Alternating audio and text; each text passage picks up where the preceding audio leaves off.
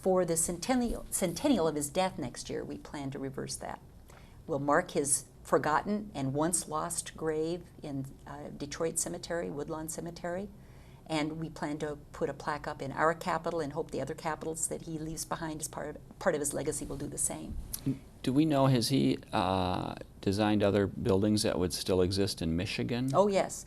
Some of them, sadly, have been torn down. I wish that were not so. But for those who may be aware of the little village of Stockbridge, which is this wonderful town hall, that's in Elijah Myers Town Hall, just as one example.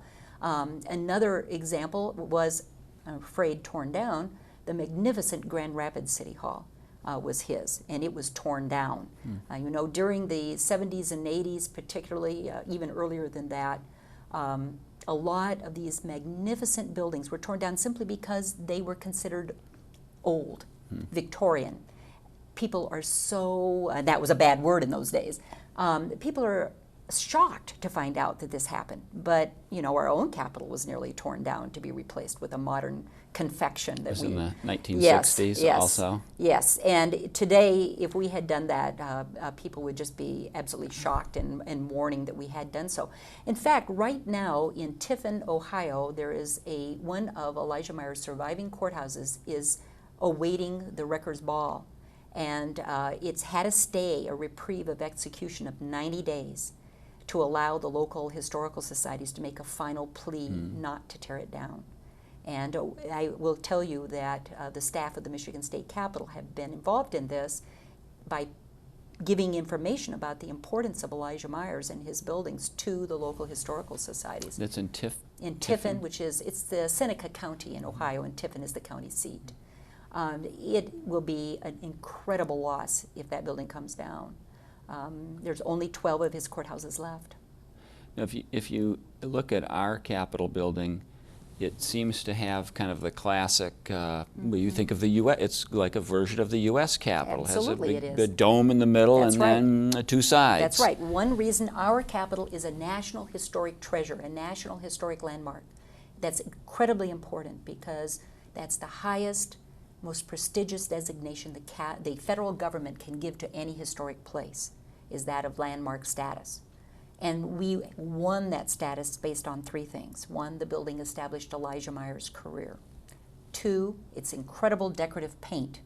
And those of your audience who have never visited the building, come in and see 9 acres of hand-painted wall surfaces. They're incredible works of art. There's no other building in America that can match it. Number 3, our Capitol established the U.S. Capitol as a national icon in terms of its architectural form. The U.S. Capitol, with its central dome and balanced wings, was a recent construction. During the Civil War, that dome was being built. And it took on, for the North, states like Michigan, a particular significance. The dome came to represent the Union very powerfully. But people didn't know about this architectural form. How many people in America had the opportunity to visit, and they were unfamiliar with it?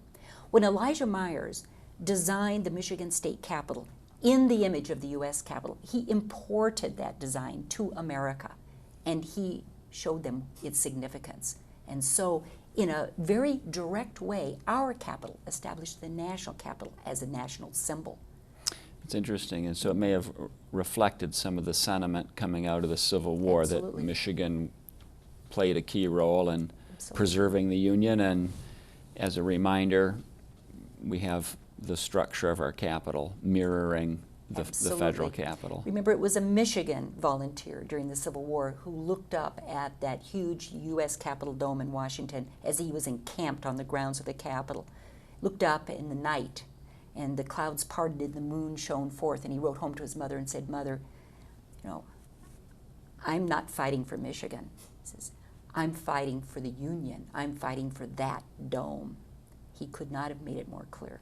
And it was that statement by a Michigan volunteer that really is used to this very day to explain in the U.S. Capitol the significance of that structure in our country. Domes are not an American idea. But in America, we use them for our buildings of government, our courthouses and our capitals, not the cathedrals of Europe for the most part. But their purpose is the same, to be symbols, and when you stand beneath them and look up into them, to inspire.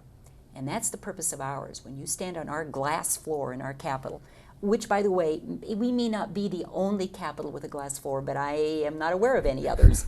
When you stand on that incredible glass floor and then look up 160 feet up into the dome, and you'll see stars above you in this magnificent, shimmering, beautiful dome. And when you look at the stars, what does that represent?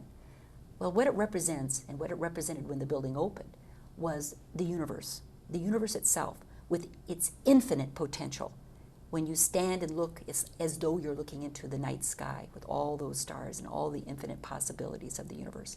But it also represents the future with all of its infinite potential. And we tell those 100,000 fourth graders and more who visit us every year as they lie on the glass floor, and they do, on their backs. I've seen them many times. That's right. We tell them, reach for your stars. That's what the dome means.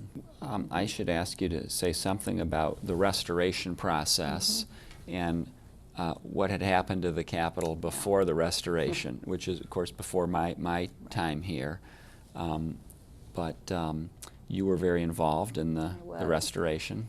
Well, I had worked in the Capitol and often wondered why Michigan allowed this building to fall into such a dismal state as it had become.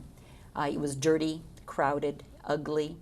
Almost all the decorative paint had been obscured with layers of overpaint, and no memory survived. So when you walked in, it certainly was not. It was not beautiful. Not only that, the building is, as I said before, rather small. It only has about 80,000 square feet of usable floor space.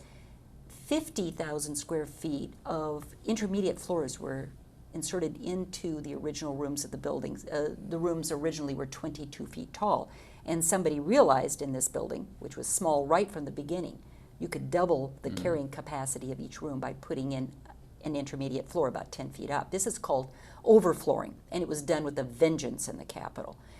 In overflooring the building. When was that put in? It was done during the late 1960s and early 1970s, and it came as a direct result of a very strong effort on the part of the legislature and the governor at the time to tear the building down and build a modern, what they called an atomic age Capitol. I've seen pictures of the design. It looks like a big spaceship. It does. It looks amazing. It was interesting. There were actually several designs proposed, but the favored design, and the one that the governor and most wanted, would have featured a 4-block square of concrete elevated up several stories. So you walked up huge flights of stairs on all sides to get to a sort of a plaza on top. And then on the plaza would be three monumental buildings representing the 3 branches of government. These were pyramids, but to make them atomic age, they were upside down pyramids. I know. I will admit, very stable. I will admit I'm sure we would be on the list of the most unusual capitals in the country if we had done this. But fortunately, or unfortunately, depending on how you look at it, a number of things happened. The state went into a recession. There was no money. This was very expensive.